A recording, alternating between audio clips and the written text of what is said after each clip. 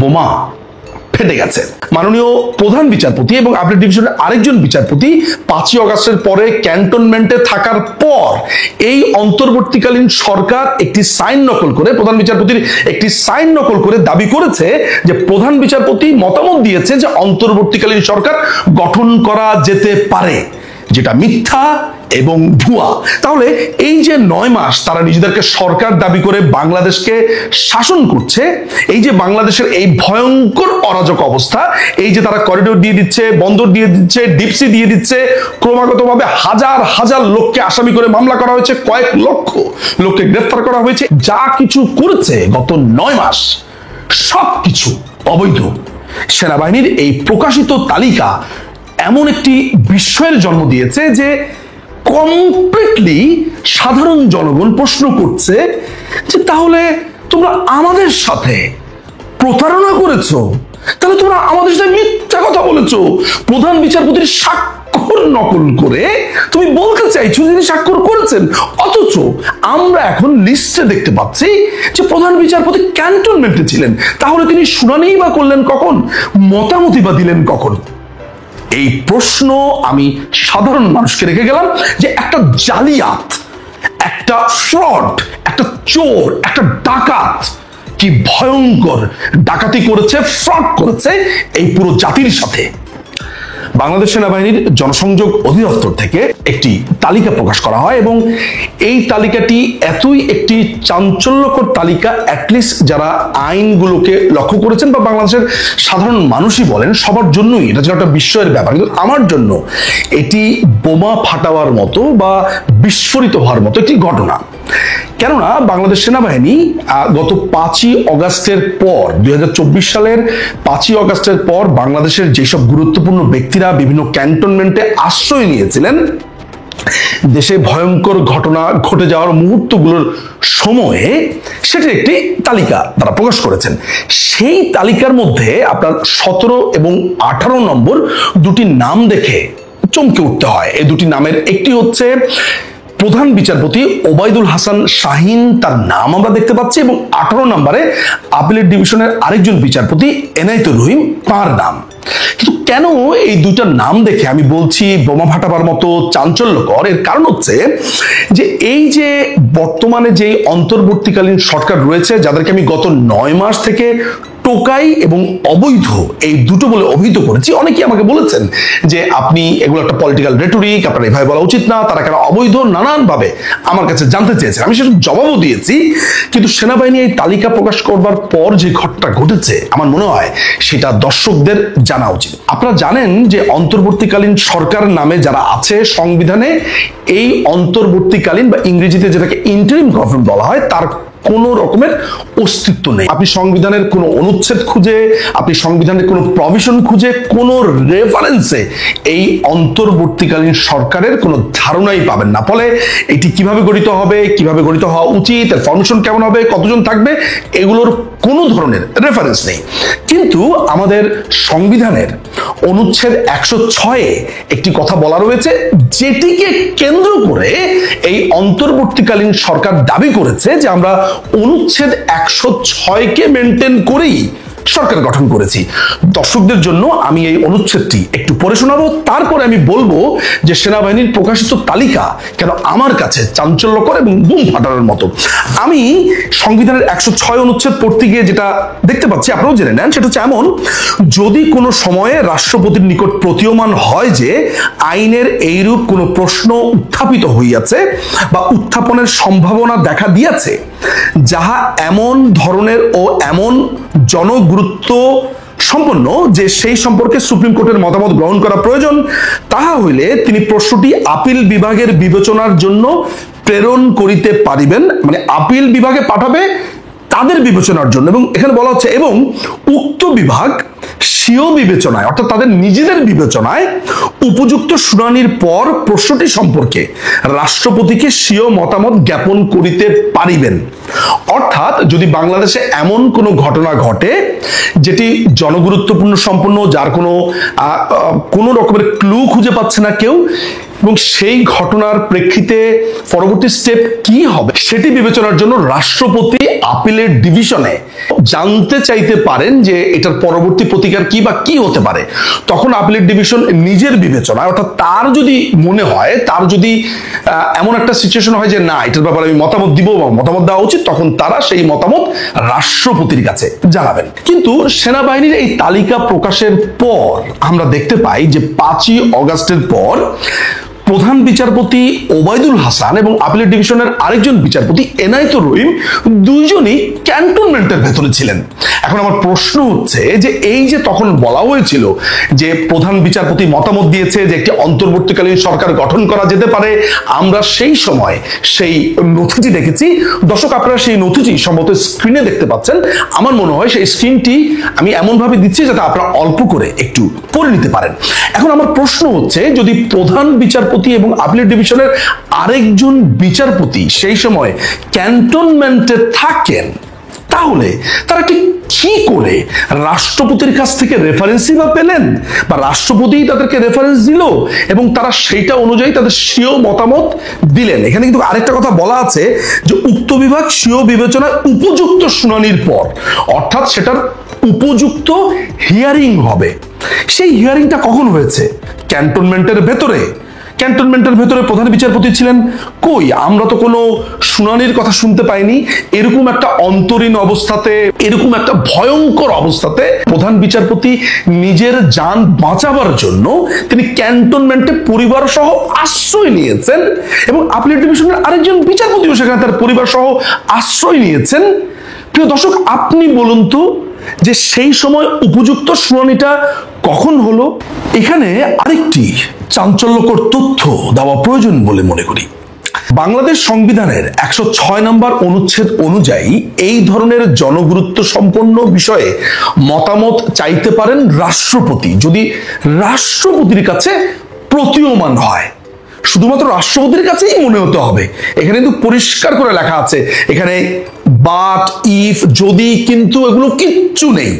কিন্তু আমরা যে নথি, অর্থাৎ যেই ভুয়া নথি নিয়ে কথা বলছি, এই ভুয়া নথিতে লেখা রয়েছে খুবই স্পষ্টভাবে যে রাষ্ট্রপতি এটা রেফারেন্সের জন্য অ্যাপিলেট ডিভিশনে পাঠাননি, পাঠিয়েছে আইন মন্ত্রণালয়। আমরা একটু দেখবো, সেখানে লেখা রয়েছে যে বিদ্যমান পরিস্থিতিতে সাংবিধানিক শূন্যতা পূরণে অন্তর্বর্তীকালীন সরকার গঠন করবার বিষয়ে গণপ্রজাতন্ত্রী বাংলাদেশ সরকারের আইন, বিচার ও সংসদ বিষয়ক মন্ত্রণালয়ের আইন ও বিচার বিভাগ হতে 8/8/2024 তারিখের 10.000000.127.99.007.20.475 নং স্মারকে প্রেরিত পত্রে গণপ্রজাতন্ত্রী বাংলাদেশের সংবিধানের 106 অনুচ্ছেদে বর্ণিত জনগুরুত্ব সম্পন্ন প্রশ্নে সুপ্রিম কোর্টের আপিল বিভাগের মতামত করা হয়েছে।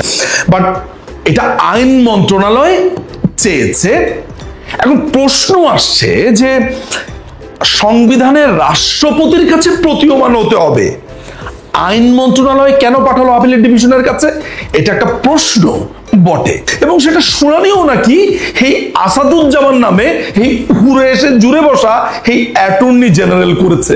এটা পুরোটাই একটা ভুয়ার উপরে আবার ভুয়া, অর্থাৎ ভুয়াটাও সংবিধান মেনেও, সংবিধানের কোনো প্রভিশন মেনেও এই ভুয়াটা করা হচ্ছে না, অর্থাৎ ভুয়ার উপরে বাটপারি। তাহলে আমরা যে অ্যাপিলেট ডিভিশনের একটা স্টেটমেন্ট দেখতে পেলাম, বা একটি অর্ডার দেখতে পেলাম, যে একটা নথি দেখতে পেলাম প্রধান বিচারপতির স্বাক্ষর সহ, এটা দিল কে? তাহলে এই যে অন্তর্বর্তীকালীন সরকার নামে যে অবৈধ টোকাইরা আছে, তারা প্রধান বিচারপতির স্বাক্ষর নকল করে, তার নামে মিথ্যা কথা বলে রাষ্ট্রপতির উপরে দায় চাপিয়ে, অর্থাৎ এই রেফারেন্সটা কিন্তু রাষ্ট্রপতি চাইতে পারেন এই প্রধান বিচারপতির কাছে বা অ্যাপিলেট ডিভিশনের কাছে। তা আমার প্রশ্ন হচ্ছে যে রাষ্ট্রপতি এর আগে বলেছেন যে মাননীয় প্রধানমন্ত্রী তাকে কোনো ধরনের পদত্যাগপত্র দেননি, নাম্বার 1, তিনি জানেনও না। তো তিনি ঠিক কখন প্রধান বিচারপতির কাছে এই রেফারেন্সের জন্য আবেদন করলেন? এবং আরেকটি ব্যাপার হচ্ছে, বাংলাদেশের আরেকজন আইনজীবী তিনি এই যে প্রধান বিচারপতির কাছে চাওয়া হয়েছে বা অ্যাপিলেট ডিভিশনের কাছে রেফারেন্স পাঠানো হয়েছে সেগুলোর নথির জন্য তিনি অ্যাপ্লিকেশন করেছিলেন এবং পরবর্তী সময় তিনি একটা রিট পিটিশন দাখিল করেছিলেন যে তিনি দেখতে চান যে কি ধরনের আবেদন করা হয়েছে। পরবর্তী সময়ে আমরা সেই আইনজীবীর ভাষ্যমতে জানতে পারলাম যে এমন ধরনের কোনো নথি পাওয়া যায়নি এবং পুরো ব্যাপারটি ভুয়া, এবং সেই সময় কিন্তু এটি এক ধরনের আলোচনা তৈরি হয়েছিল, তারপরে এটা নিষ্প্রভ হয়ে গেছিল, এটা নিয়ে আলোচনা হয়নি। প্রথমত আপনি বলেছেন যে বৈষম্য বিরোধী আন্দোলন, আপনার এই তথ্যটা সঠিক বলে আমি মনে করি না, এবং একই বলেছেন যে আন্দোলন সফল হয়েছে, এটাকেও আমি সমর্থন করি না।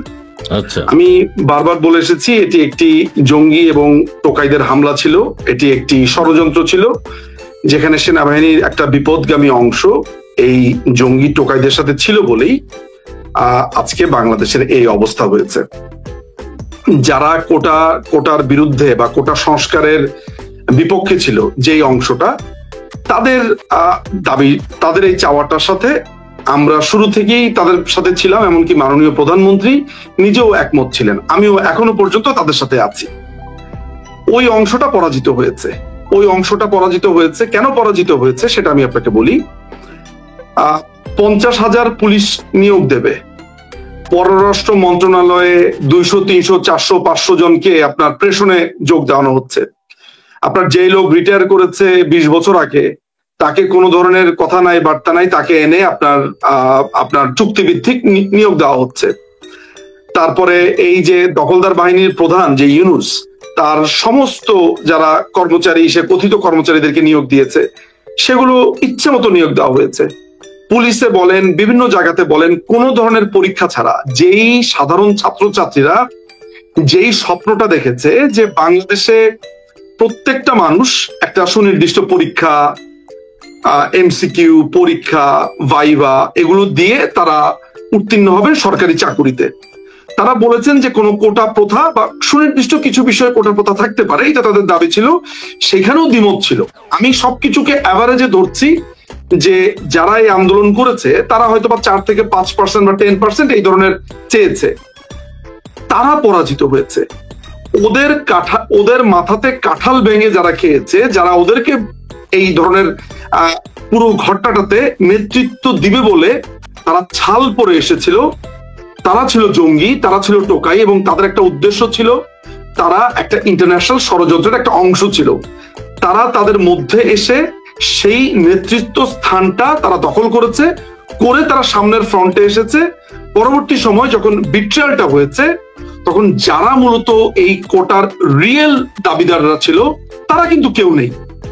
খেয়াল করে দেখুন যে, আপনি খেয়াল করে দেখুন, আপনি একটা জিনিস খেয়াল করে দেখুন, সেটা হচ্ছে যে এই যে চুক্তি ভিত্তিক নিয়োগ দেওয়া হয়েছে বিভিন্ন মন্ত্রণালয়তে, এইটা কি কোনো ধরনের পরীক্ষা নিয়ে নেওয়া হয়েছে? এই যে শত শত আমরা নিয়োগ দেখতে পাচ্ছি, এগুলো কি কোনো ধরনের পরীক্ষা দিয়ে হয়েছে? ফলে যেই অবজেক্টিভটা, মানে যেই মূল বিষয়টার জন্য যে পেছনের যে ফিলোসফি বিহাইন্ড অল দিস, সেটা তো আসলে ব্যর্থ হয়েছে।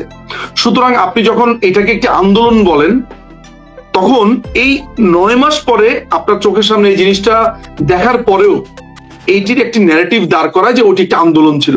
আমি তো সবসময় বলি এটি একটি জঙ্গি আক্রমণ ছিল, এটি টোকাই, তারপরে আপনার কিশোর গ্যাং, রাস্তার মাস্তান গুন্ডা, এবং এদের সাথে যোগ হয়েছে বিপদগামী সেনা সদস্যরা এবং হিজবুত তাহরির, সেনাবাহিনীর ভিতরে যে হিজবুত তাহরির যেই অংশটা ছিল, সেই অংশটা, এরা সবাই মিলে এই জায়গাটাতে একটা ক্যাওস তৈরি করেছে, এক ধরনের প্রবলেমেটিক সিচুয়েশন বাংলাদেশের চেষ্টা করেছে। আজকের বাংলাদেশ কি অবস্থা, নিশ্চয়ই আমরা এই প্রোগ্রামটা আয়োজনই হয়েছে সেসব নিয়ে কথা বলবার জন্য।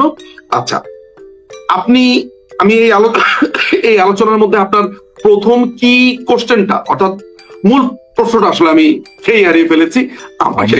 আমি বলেছি ধানমন্ডিতে আওয়ামী লীগের একজন নেতা নাকি আছেন, তিনি একজন প্রকাশক, তিনি একজন পাবলিশার। তো তার বাসা ভাঙার জন্য তিনি হচ্ছেন কোন একটা প্রকাশন, হাক্কানি প্রকাশনী অথবা কিছু একটা, ধানমন্ডিতে তিনি থাকেন। তিনি বলছেন যে আমি অনেকের বইই প্রকাশ করি, কিন্তু এরা এসে মব জাস্টিস করে তার বাসা ভাঙচুর করবার জন্য, এবং ধানমন্ডি থানার ওসির সামনে তারা উচ্চস্বরে চিৎকার করেছে, কথা বলেছে, এবং তারা নির্দেশ দিয়েছে ওসি সাহেবকে যেভাবে হোক তাকে গ্রেপ্তার করতে হবে, আওয়ামী লীগকে, সে হলো ফ্যাসিস্ট সরকারের দালাল। তারপরে এক পর্যায়ে তারা ওসি সাহেবকে বলেছে যে আপনি কত টাকা খেয়েছেন, কত টাকা নিয়েছেন, এবং তারা বলেছে যে তাকে আওয়ামী লীগকে এখনই গ্রেফতার করতে হবে, আপনিও একজন ফ্যাসিস্ট সরকারের দালাল, ওসি সাহেবকে বলেছে। শেষ পর্যায়ে ওসি সাহেব তাদেরকে গ্রেফতার করতে বাধ্য হয়েছেন, এবং তার পরবর্তীতে তারা মোহাম্মদপুর বৈষম্য বিরোধী ছাত্র আন্দোলনের নেতা, তারা বলছে 3-4 জনকে গ্রেফতার করেছে। দেন পরে বৈষম্য বিরোধী ছাত্র আন্দোলনের আরেকজন হান্নান মাসুদ, তিনি এসে তাদেরকে নিজ জিম্মায় ওসির কাছ থেকে ছাড়িয়ে নিয়ে গেলেন। এইটাকে আপনি কিভাবে দেখেন? এইটা কেমন ঘটনা? কি নির্দেশ করে? আপনি যেটা বলছেন টোকাই, এবং আরেকটা কি বললেন যে আমি আপনাকে একটা প্রশ্ন করি, আমি আপনার প্রশ্নটা পেয়েছি, তারাই আক্রমণটা করেছে। জি, আমি আমি আমি আমি আপনার প্রশ্ন বুঝতে পেরেছি। আমি আপনাকে একটা প্রশ্ন করি। আচ্ছা, আপনি যে আমাকে বললেন যে আমি বলছি টোকাই, আপনি কি বলেন? এখন তো আমি তো টোকাই বলি, আপনি কি সম্বোধন করেন?